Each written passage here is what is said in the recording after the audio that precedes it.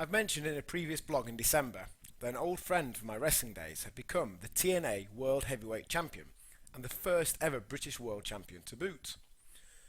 8 days ago, another old friend became the WWE World Heavyweight Champion in front of 75,000 fans at the annual WrestleMania pay-per-view. At 5'8", 12 stone, and not particularly good-looking vegan, he, Daniel Bryan, is possibly the least likely World Heavyweight Champion of all time. But he's worked his absolute balls off for the last 15 years to reach the summit of our profession. Travelling the world, learning his craft until he was just so good they couldn't ignore him, he did it the hard way.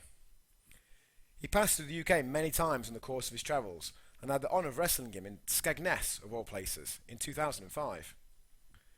Watching his big moment the other day as he ploughed through Triple H, Batista and Randy Orton, all 6'2" plus tanned bodybuilder types with 29 world titles between them, to end the show stood on the announcer's table with the title held over his head, confetti streaming from the ceiling and 75,000 screaming his yes catchphrase, was a classic moment.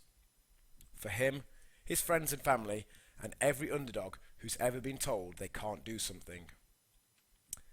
So, hard work pays off. At GF we're all for making it as easy as possible. Working smarter, not just harder. But at the same time, it will involve effort. If it was easy, everyone would do it. If I could be in the sort of shape and health I want to be, with no exercise and by eating lots of ice cream and drinking lots of beer every day, I would. I'm happy with my food and my lifestyle, but if I didn't need to do it, I wouldn't do it. I just accept it's what needs to be done to get what I want. And just get on with it. If you're struggling to make certain changes in your life, maybe you just need to accept it's going to be hard. Try to make it as easy as possible, sure, but accept that it will be hard work. But worth it.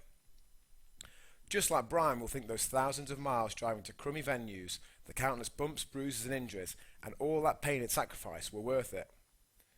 When he looks at his hefty bank balance, big house, and mega hot girlfriend.